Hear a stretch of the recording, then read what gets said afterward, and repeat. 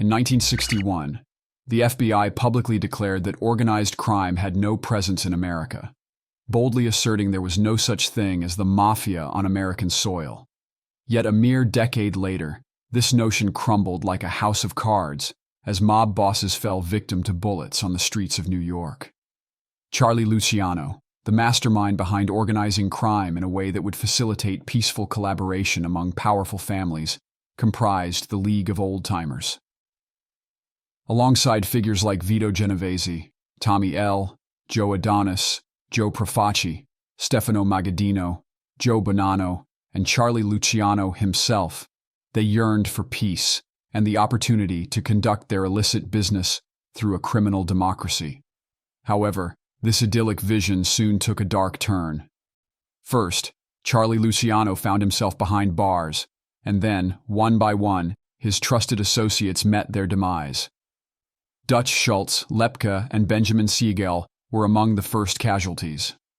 In 1946, Charlie Luciano was deported from America, only to face another expulsion from Cuba in 1947. His attempts to rule from Lercara Fridi in Italy proved arduous. In 1951, Carlos Gambino began plotting his ascent to the top, commencing with the elimination of the Mangano brothers and Frank Scalise. Joe Adonis's deportation to Italy opened the door for Vito Genovese to scheme his way to power. A significant turning point occurred when two bosses expressed their desire to retire. Accardo chose Giancana, and Costello simply wanted to retire. This left the top position in the Luciano family vacant, and Vito seized the opportunity to make his move. While Vito could have taken control peacefully, his resentment toward Frank for derogatory remarks like "dirty fucking foreigner" fueled his desire for vengeance. In 1957, Albert Anastasia was gunned down, and Costello narrowly survived another attempt on his life. The American public remained in the dark about these events, but the Italian community understood the implications. In 1963, when Valachi came forward, he unveiled the truth behind these killings, a mafia war between Frank Costello and Vito Genovese, with Carlo Gambino orchestrating the murders of Anastasia and Scalise, alongside Longji Zwilman. Valachi's revelations finally shed light on what this underworld conflict truly represented, captivating the American imagination. To become the king of New York, one had to navigate a treacherous path to the top. Charlie Luciano had done so by eliminating Maranzano and Masseria, and Gambino solidified his reign by eradicating Anastasia, Scalise, and Zwilman. Unlike the mafia families in Louisiana or Chicago, the New York crime families epitomized the quintessential mafia hierarchy. Bosses were chosen, as Carlos was by Silver Dollar Sam, or selected by the consensus of the men, like Rika in Chicago, who subsequently chose Accardo, leading to Giancana's reign. New York's streets have forever been steeped in bloodshed. In 1971, a watershed moment occurred with the shooting of Joe Colombo, an incident immortalized in the movie The Irishman. This act further solidified the public's understanding of the relentless power struggles that defined the turbulent world of organized crime in the heart of New York. The capo who went public, Joe Colombo's civic career is a recent development. Until he organized the Italian-American Civil Rights League, he was a much more private person intent on following his father's profession. Anthony Colombo was a successful Brooklyn mobster until he was garroted one night in 1938 in the back seat of his car along with his girlfriend. The killing forced young Joe to quit high school and go to work in a printing plant to support his mother and younger sister. He enlisted in the Coast Guard in World War II, but he got into so much trouble that he was treated for psychoneurosis in a hospital and given a medical discharge. He collected a disability allowance of $11.50 a month. Returning to Brooklyn, Colombo drifted into a life of petty crime under the shadow of the mafia. By mafioso standards, Colombo was not much of a success. He failed to compile the kind of record that would mark him for bigger things. For a while, he served as a muscle man on the piers. Later, he organized rigged dice games. He was given a promotion of sorts when he was appointed to a 5-man assassination squad under the direction of mafia boss Joe Profaci. Also on the team were the Gallo brothers, Larry and Crazy Joe. According to police, the group performed efficiently, disposing of some 15 troublesome victims until in 1959 they were ordered to murder one of their own gangs. They obeyed their instructions, but afterward they thought it over. If Profaci could eliminate one of them, what about the rest? The Gallos committed the unthinkable. They rebelled against their mafia boss. Not only that, but they also kidnapped 5 Profaci henchmen, holding them captive until the boss agreed to give them a bigger piece of the action. The solemn agreement lasted until the hostages were released. Then a fierce 3-year gang war broke out. Before it was over, 9 mobsters had been killed, 15 were wounded, and 3 disappeared. Remaining loyal to Profaci but keeping as quiet as possible, Colombo escaped from the wars unscathed, but only just. On July 4, 1963, the Gallos planned to ambush him on his way home from the country club, where he regularly played golf. Somehow he got word and took another route. Eventually, Colombo engineered a truce between the warring mafia factions. At the same time, he added to his power in another way. 2 of the mafia bosses, Joe Bonanno and Joe Magliocco, decided to let a contract for the extinction of 3 of their rivals, Carlo Gambino and Thomas Lucchesi of New York City, and Stefano Magaddino of Buffalo. Who should be picked for the job but enterprising Joe Colombo? In this case, however, Joe thought the victims would be worth more to him than the contract. So, he tipped them off. Bonanno made his hasty, celebrated disappearance, and the Bananas War got underway. Some 7 mobsters were slain, but once again Colombo escaped with profit. In 1963, he was given command of the Profaci family. At 40, he was the youngest of the mafia chieftains. Until then, his virtue had been his caution. Except for law enforcement agencies, hardly anyone knew who he was.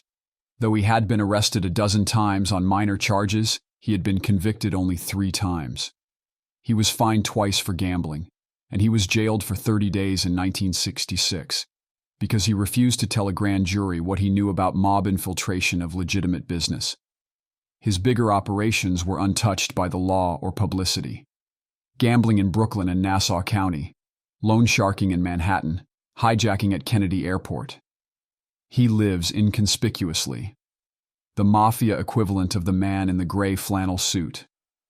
A conservative if stylish dresser, he looks the part of the conventional real estate salesman that he claims to be. His split-level home in Brooklyn, where he lives with his wife, his 2 unmarried sons and a daughter, is scarcely distinguishable from other houses in the neighborhood. Hidden away in Orange County, New York, is a more appropriate setting for a mafia boss, an extensive estate, complete with tennis courts, a swimming pool, and a horse racing track. Colombo is also a skillful handball player and shoots golf in the middle 80s. Colombo has been able to account for an income of about $18,000 a year through real estate dealings. Associates report that he rarely has any difficulty collecting his commissions. On a Dick Cavett television show, Colombo explained that he also owns a piece of a florist shop and of a funeral home. When the studio audience laughed at the mortuary connection, Colombo bridled. He was not trying to be funny, he said, and he did not find the matter at all amusing. When U.S. Attorney General John Mitchell stepped up the war on organized crime, Colombo lost his cool.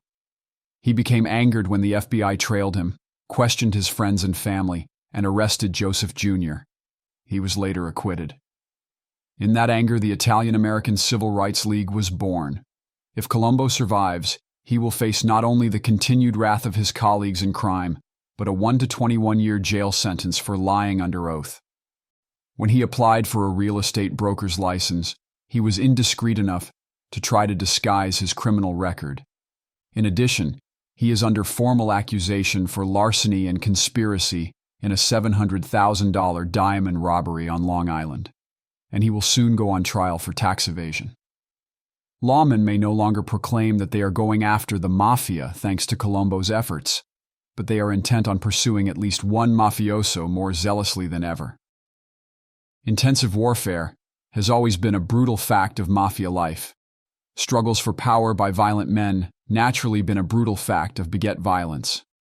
Further, the Cosa Nostra has traditionally been divided between the moustache pétés, as the powerful old Sicilian-born kingpins were contemptuously called, and the young American-born racketeers who did the dirty work for change and a pat on the head.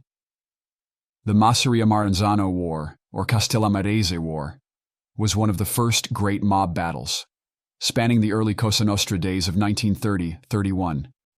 For all of Al Capone's notoriety, the most powerful underworld leader then was Giuseppe, Joe the Boss, Masseria, who was flanked by such young up-and-comers as Lucky Luciano, Vito Genovese, and Frank Costello. Masseria was determined to consolidate his position by eliminating his chief rival, Salvatore Maranzano, and his clannish Castellamarese, men from the Sicilian town of Castellammare del Golfo, including Joe Bananas, Bonanno, and Joseph Profaci in Brooklyn, and Joseph Aiello in Chicago. Masseria made the fatal mistake of executing one of his own leaders, Gaetano Reina, who ran New York City's profitable ice concession. Reina's men joined forces with Maranzano, and after a few skirmishes, Masseria's lieutenants realized that they were hopelessly outnumbered. 5 of them secretly surrendered to Maranzano and agreed to execute Masseria in return for profit and their lives. 3 of Masseria's henchmen later murdered him in a Coney Island restaurant. Maranzano gathered some 500 troops and declared a peace. It did not last long. On September 11, 1931, 5 men walked into Maranzano's Park Avenue office, claimed they were detectives, and had everyone in the outer office line up against the wall. Then 2 of the detectives burst into the inner office, shot Maranzano, and cut his throat. Within 48 hours, at least 40 of Maranzano's Confederates, most of them experienced hands from the old country, were slain in various parts of the country. All the deaths, including those of Masseria and Maranzano, were engineered by spruce, soft-spoken little Lucky Luciano, who then formed the Commission to ensure that the Brotherhood would never again suffer from one-man rule by a capo di tutti capi, boss of all bosses. After Luciano's exile in 1946, Vito Genovese and Frank Costello emerged as 2 of the mob's most formidable powers and subsequently squared off. Genovese had leadership of a family, but wanted to be nothing less than what Luciano had sought to abolish: the boss of all bosses. In 1951, he went after one of Costello's top men, Willie Moretti. Sitting in a Greenwich Village restaurant one night with Joseph Valachi and several other of his men, Genovese said, according to Valachi, "Willie has got to be hit because he is not well. He has lost his mind, and that is the way life is. If tomorrow I go wrong, I would want to be hit so as not to bring harm to this thing of ours." Hence Moretti's death. His body was found in a Cliffside Park, New Jersey, restaurant with 2 bullet wounds in the head, became known in mob circles as a mercy killing. The feud simmered until 1957, when Genovese decided that Costello had to be executed. According to Valachi, he dispatched Vincente, the Chin, Gigante, an enormous ex-prize fighter, to do the job. At 11 o'clock on the night of May 2, 1957, Costello arrived by cab at his apartment building on Central Park West. As he strode through the lobby, Gigante said, "This is for you, Frank," and fired one shot as Costello wheeled around. But his aim was off, and although Costello was covered with blood when he reached Roosevelt Hospital, the bullet had only creased his skull. Gigante was later acquitted of the shooting. As Valachi said in his best-selling memoirs about the Mafia, the Valachi Papers, the Chin wasted a whole month practicing. Genovese feared that Costello alive posed a grave threat to him, so he looked around to see what his enemy might do for allies. The most likely was Albert Anastasia, affectionately known as the Mad Hatter. Genovese approached Carlo Gambino, then only an ambitious Anastasia lieutenant, and convinced him that they would both be better off with Anastasia dead. Gambino quickly got the point. On October 25, 1957, just as Anastasia had settled back comfortably in a barber chair in Manhattan's Park Sheraton Hotel, his bodyguard conveniently excused himself. 2 men walked in quickly, drew pistols, and turned Anastasia and the shop into a blood-spattered nightmare. It was the last murder of a major Cosa Nostra leader. It was to be a celebration, a party, an old-fashioned t-shirt, hot dog, and straw hat festival of ethnic pride. Manhattan's Columbus Circle was roofed with plastic streamers in red, white, and green, the colors of the old country. The guy wires hummed in the breeze as an organ on the bandstand piped out random tunes for the early arrivals. Vendors set up rows of gaily colored booths to sell buttons, We're Number One, pennants, Italian Power, and other paraphernalia of prideful protest. Now, in the already shimmering morning heat, the buses came rolling in from Corona in Queens, Bensonhurst in Brooklyn, Greenwich Village, and all the little Italies of the city. The occasion was the Italian-American Civil Rights League's second annual Unity Day, and it was meant to be fun for everyone. No one was looking to enjoy himself more than Joseph Colombo Sr., 48, the league's burly founder, unofficial leader, and chief promoter. The head of one of New York's 5 mafia families of organized crime, Colombo had discovered a double life through the League. Started casually, one year it grew into a genuine vehicle of expression for thousands of Americans of Italian descent who had nothing to do with the mafia or crime. Harnessing their honest sentiments, Colombo had helped Italian Americans to achieve new pride and managed to do a few things for the narrower cause as well, like embarrassing the Justice Department and the Godfather filmmakers into dropping the words mafia and Cosa Nostra from their vocabulary. Thus, on his day, Colombo moved easily through the crowd, shaking hands, joking, posing for photographers. Suddenly shots rang out, barely audible above the noise of the happy crowd. Colombo crumpled to the ground, bleeding heavily from the head and neck. Almost immediately another volley sounded, and his assailant, a black posing as a photographer who only seconds before had been filming Colombo, pitched forward face down, dead. Later identified as Jerome Johnson, 24, he had been silenced by a still unidentified league captain, Colombo bodyguard, or someone posing as part of Joe's retinue. Johnson's killer escaped as professionally as he had conducted his mission, shooting Johnson 3 times, even as police clustered around. Hysterical spectators either rushed to see what was happening or fled in fear of more gunfire. There were confused shouts of, "They got Joe! Joe's dead!" As word that the assailant was black rippled through the crowd, shock gave way to anger. Several black people were roughed up. One, a musician who had been hired to entertain later in the day, was beaten by 5 or 6 men as onlookers shouted, "Kill him! Kill him!" Life follows art. With blood streaming from the bullet wounds, Colombo was rushed to nearby Roosevelt Hospital. In a 5-hour operation, surgeons removed the most damaging bullet, which had lodged in Colombo's cerebellum. Placed under intensive care, Colombo failed to regain consciousness, and despite the resurgence of some vital signs, was given only a 50-50 chance to live. Still, a less robust man might have never made it to the operating table. Said one doctor, "He's tough as hell." Soon after the shooting, telephone threats were received that a man was going to machine gun the whole family. Colombo's wife, Lucille, and sons, Anthony, 26, Joseph Jr., 24, and Vincent, 21, quickly converted a second-floor waiting room into a battle center.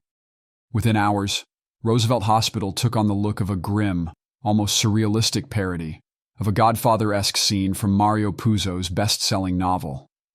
In the book, Godfather Vito Corleone is shot down in the street by members of a rival mafia family, but survives, hovering near death. To guard against a feared second attack, his family stations private detectives and trusted capo regimes, lieutenants, throughout the hospital where he is recuperating. If anything, Colombo's security within Roosevelt Hospital was even tighter, despite the presence of uniformed and plainclothes New York City policemen.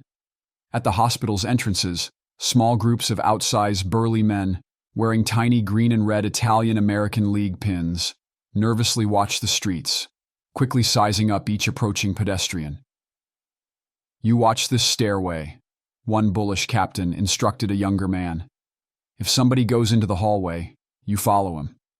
If he gets in the elevator, you get in with him. And if he gets off at the floor, you tell him he can't go no further. Inside the hospital, capo regimes and button men, or soldiers, the lowest-ranking mafia family members, prowled the corridors near Colombo's room. No out the okay of Vincent, Vinny.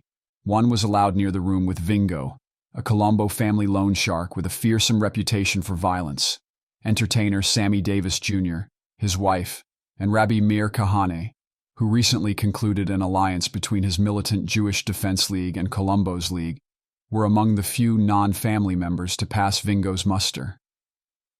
Davis, who emerged from the hospital grim and tight-lipped after visiting with the Colombo family, refused to comment on the shooting, saying only that Colombo has our prayers.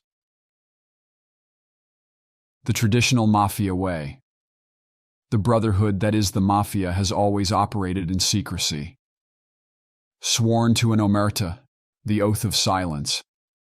In a ceremony of blood and fire, the old-line mafiosi cultivated their anonymity as the first line of defense against arrest and prosecution. Despite the publicity caused by Prohibition gangland wars, the mafia was still able to maintain a cloak of secrecy around its activities. Behind this shield, mafia leaders gained control of gambling and narcotics, some labor unions, and legitimate businesses. When the first systematic crackdowns by law enforcement agencies started 10 years ago, the bosses deemed their facelessness more important than ever. Until Joe Colombo burst into headlines more than a year ago, the pattern of silence had never been broken. In an America now angrily aware of the Cosa Nostra, Colombo wanted to return to the omerta of turn-of-the-century Little Italies, where mafia was a whispered word and bosses were not badgered by grand juries, tax investigators, and wiretaps. To accomplish his goal, Colombo tapped deep-seated, legitimate grievances among Italian Americans and shocking editorial writers and mob capos alike, jumped into press conferences and picket lines.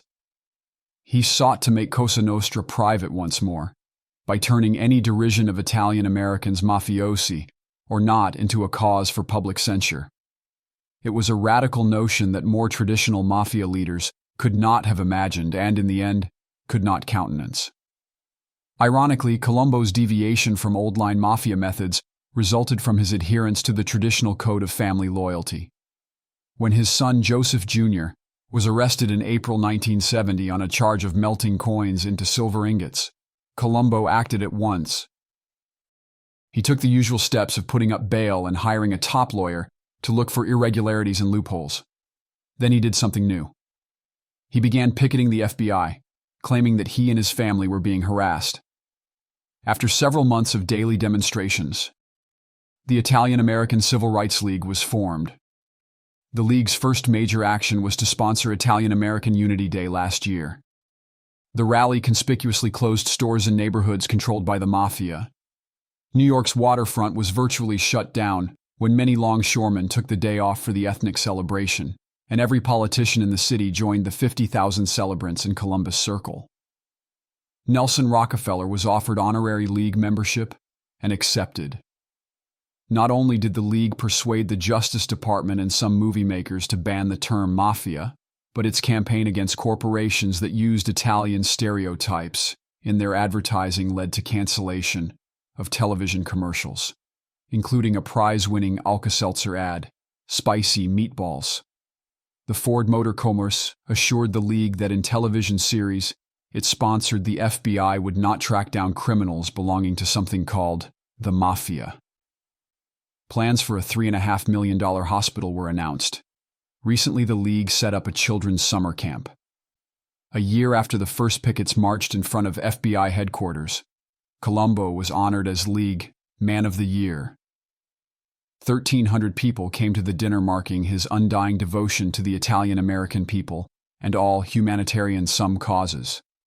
There were articles in magazines, Time April 5th, and newspapers on Colombo. A lengthy story in a recent issue of New York analyzed Colombo's role as a catalyst for ethnic pride and an influence in New York City politics. To some observers, Colombo appeared to change because of the heady publicity. He started to view himself as a civil rights leader just as misunderstood by police officers in New York as black leaders were by rural sheriffs in the South. Each of his successes, and some were formidable, even laudable, underscored his determination. But those same successes were writing his own contract.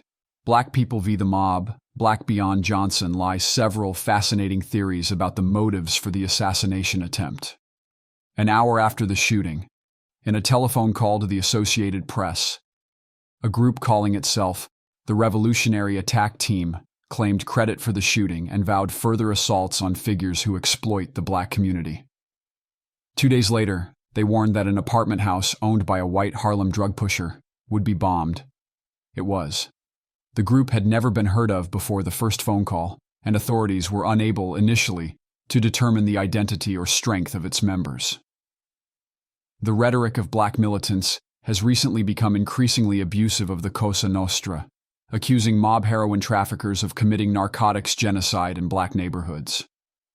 Less altruistic motives could have been at work in New York's black communities.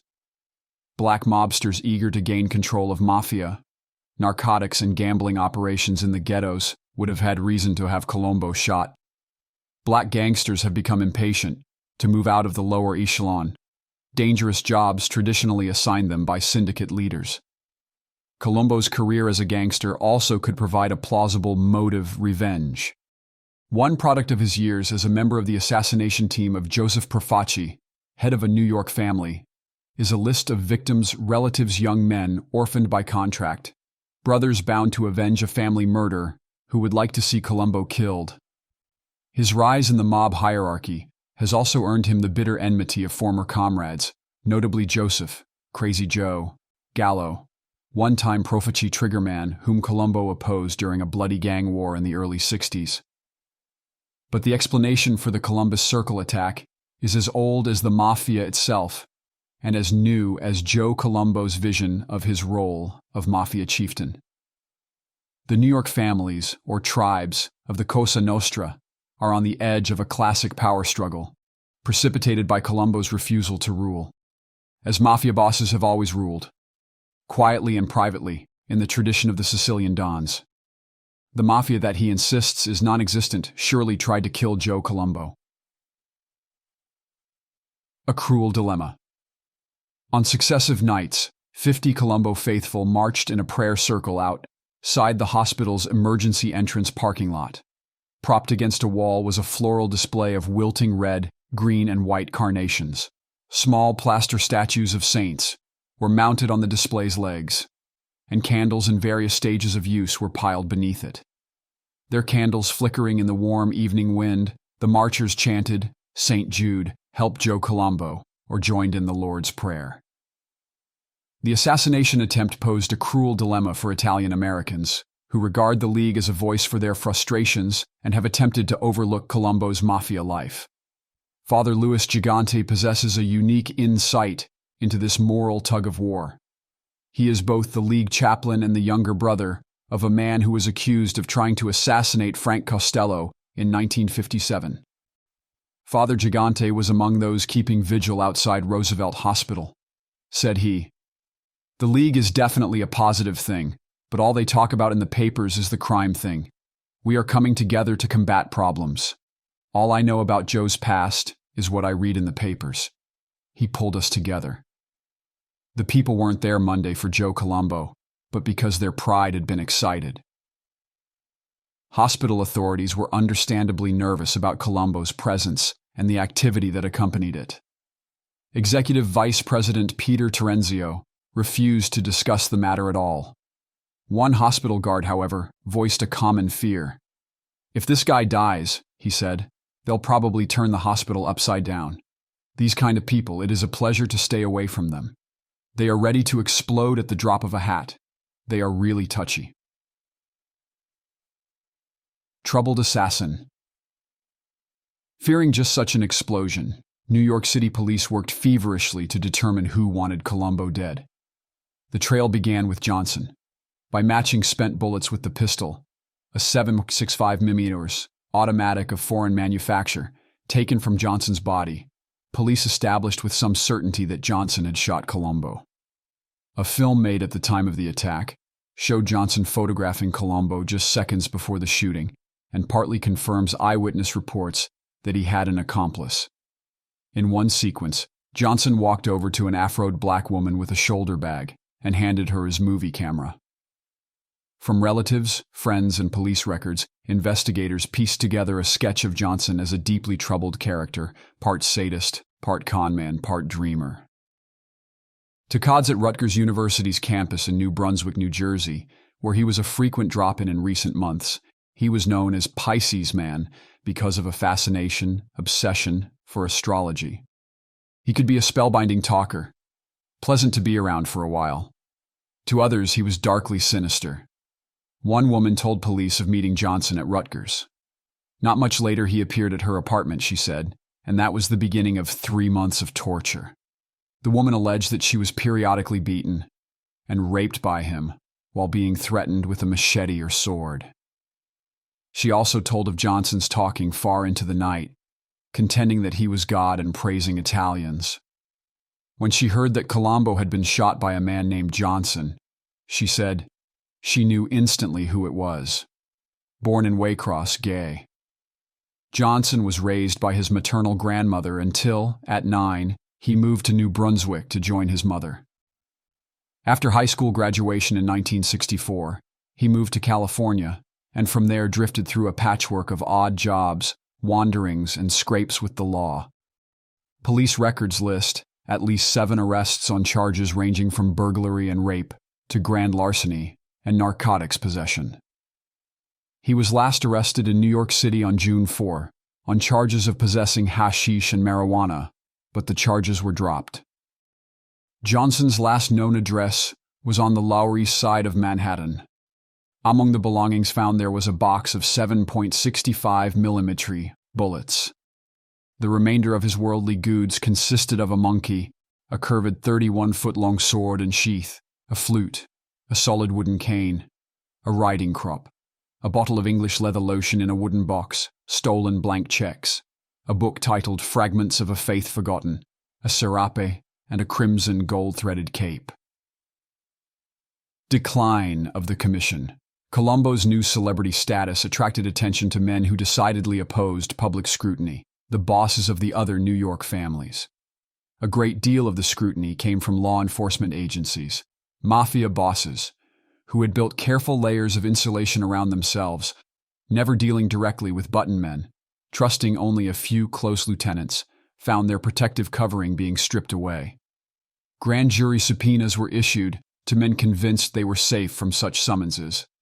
The high-rolling lifestyle they enjoyed was sharply straightened by Internal Revenue Service agents, who carefully checked any discrepancies between reported income and visibly spending. Most of the scrutiny was the result of a growing public clamor for a curb on mob activity, not Joe Colombo's public posturing.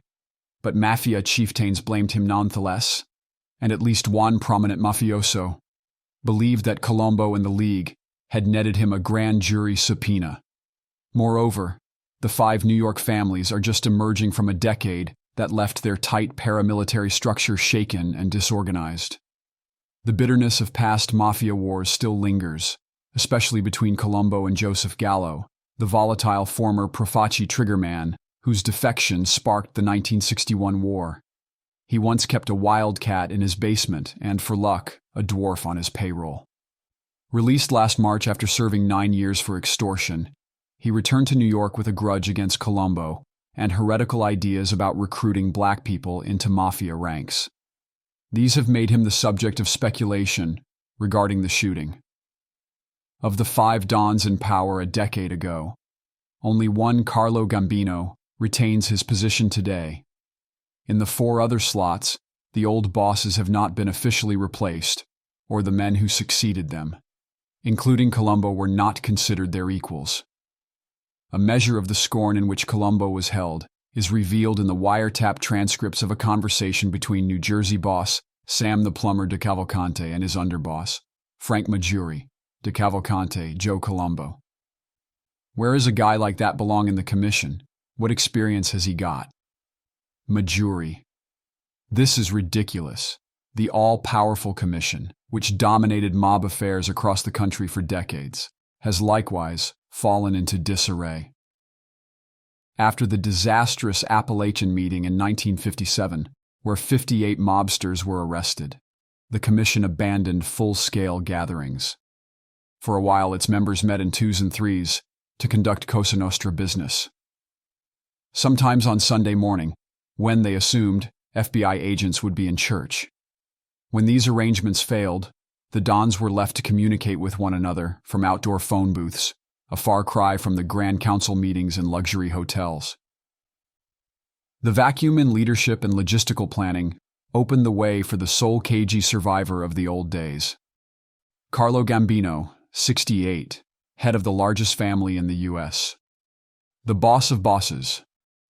In the past year, Gambino has assumed wide-ranging control of the organization as no one had done since the commission was created in the mid-30s.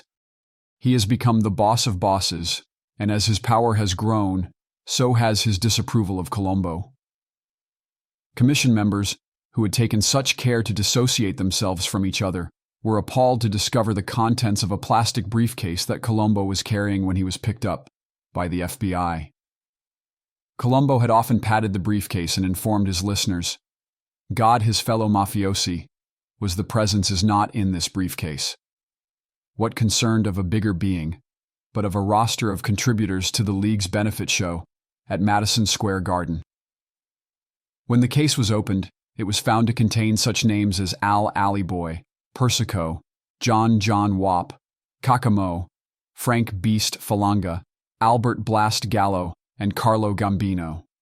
Furthermore, Colombo's distinctly high-profile leadership conflicted with Gambino's ideas of how a mafia chief should conduct himself. While some observers considered Colombo the prototype of the new mafia leader, the public relations-oriented businessman needed to run the growing list of legitimate mafia-controlled enterprises. To Gambino, he was a recklessly visible member of a society that still needed invisibility to function properly. There is speculation that Gambino and other Colombo associates were unhappy over their failure to share in the estimated $2 million the League has raised since its founding. Gambino became convinced, as were law enforcement officials, that Colombo was using the League for his own benefit. As Colombo worked on preparations for what was to have been the triumph of the Second Italian-American Unity Day, opposition was solidifying within the mob. Tommy Eboli, acting boss of Vito Genovese's New York family, let his disgust with Colombo be known in mob circles. Gallo's soldiers went among Brooklyn merchants, telling them not to close for Unity Day, tossing League buttons into trash cans, burning Colombo's signs and asserting that Colombo was using poor Italian people's dues to help him fight the FBI. Longshoremen, who had swelled the previous year's crowds, withheld their support this year, partly accounting for the fact that only 8,000 showed, a drop of more than 40,000 from last year's rally. The word was out. When Colombo pressed on, the pressure and the signals increased. In mid-May, League officials were assaulted in Brooklyn, and Colombo was shoved and slapped when he tried to break up the fight.